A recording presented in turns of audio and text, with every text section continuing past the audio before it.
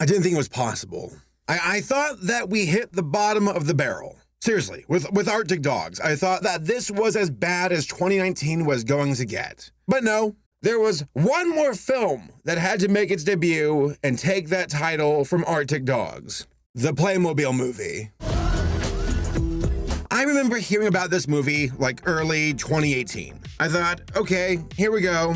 Let's just call it what it is. It's a Lego movie ripoff. And we'll see what happens. And you know what? Fine.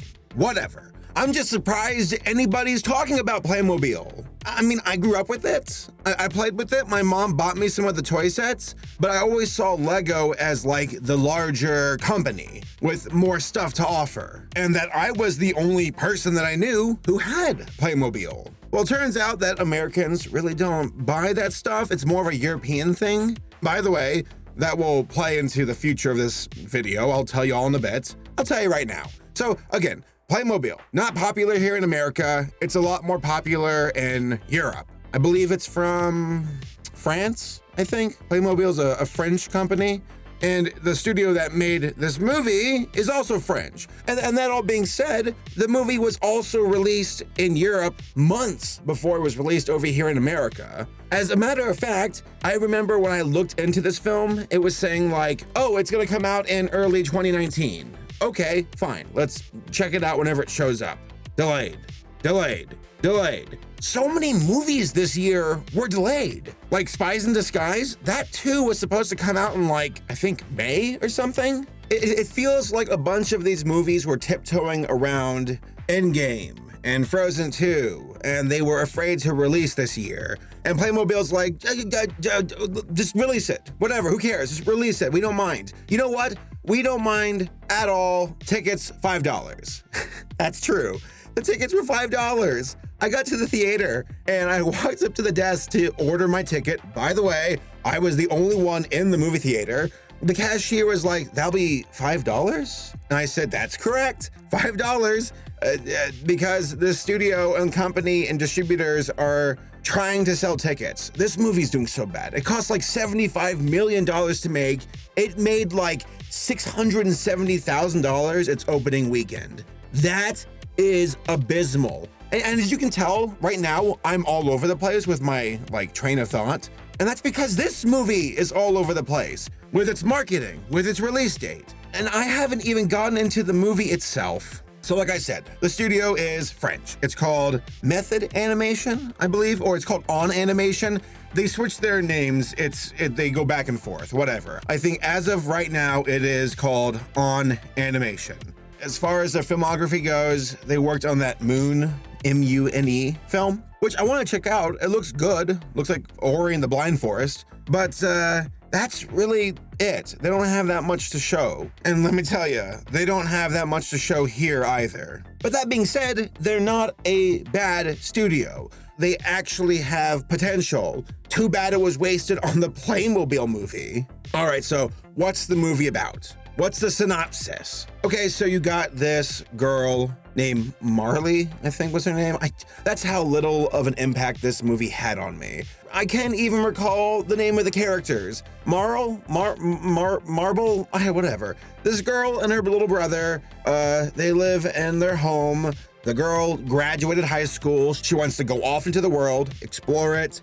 She has her passport. She wants to convince her parents, who, by the way, we never see. She wants to convince them to let her see the world. Then a song begins. This movie is a musical. For whatever reason, it's a musical. Absolutely needless. And also the music's really bad. Like none of the songs were catchy. It was more like talk songs. Nothing good. There's just nothing good. My favorite part of the movie though. And it happens in the first 15 minutes. By the way, the first 15 minutes are like in live action. It's not even animated. The cops are like, hello, daughter and son. Character, there's the older daughter, Marley, whatever, and then her little brother, Charlie. Cops are like, your parents are dead. 4 years time skip. She's trying to take care of her brother. She's given up on her dreams. The little brother is being a complete jerk about it. He's like, you know, you died along with our parents, which was like a really that's really mean. She's trying to provide for the kid and he's being a complete jerk about it. He runs off. He goes into this like toy convention with a bunch of Playmobil. The sister tracks him down. They get sucked magically, inexplicably into Playmobil land. Well, okay, they don't even explain it, just happens. The little brother turns into a Viking. The girl is just herself, okay?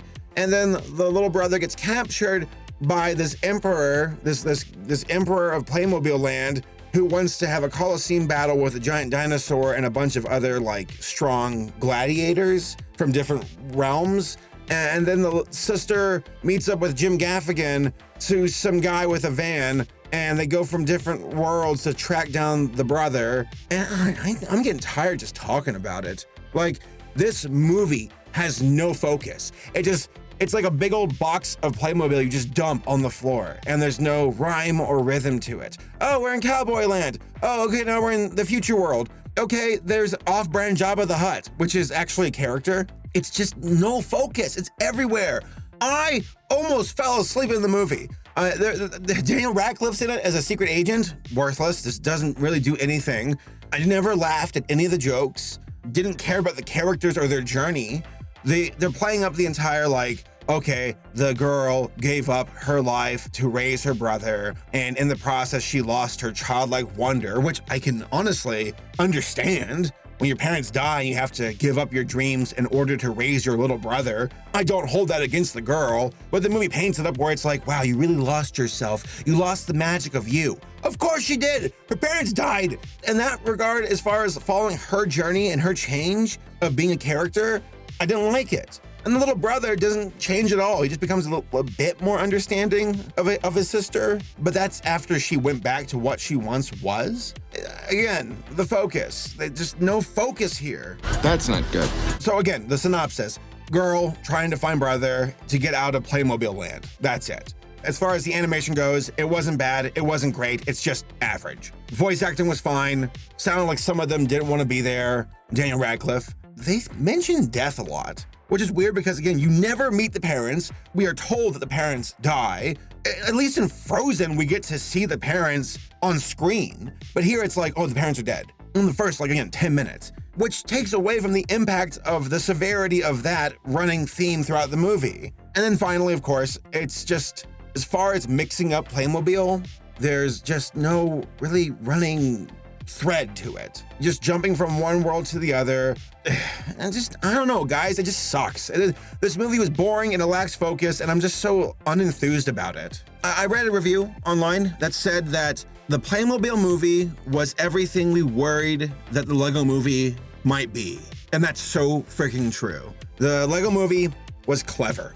It was sharp, had fun characters, an interesting story, the way they used the licenses of Lego to make a world that worked. A beautiful world with amazing animation. The Lego movie is a miracle because again, we all thought it was going to be just product placement, but it had so much more heart and soul to it than what we expected.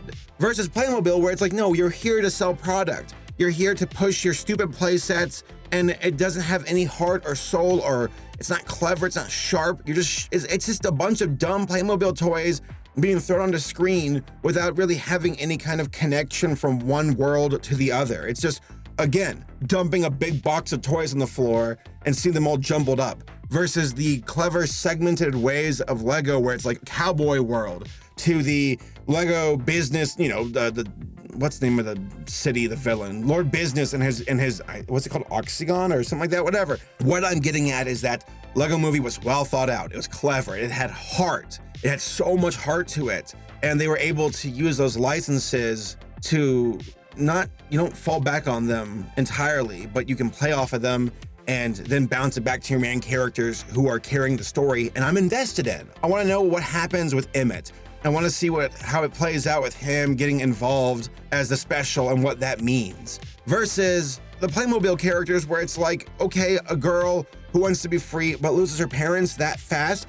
Give me time to actually connect here. No, there's no time. We're jumping right into Playmobil world, which again has such inexplicable explanations of how they got there, why they are there, how they get out of there. There's just no rhyme or reason. So In that regard, I see the Playmobil movie as a massive waste of time and effort by the studio that made it.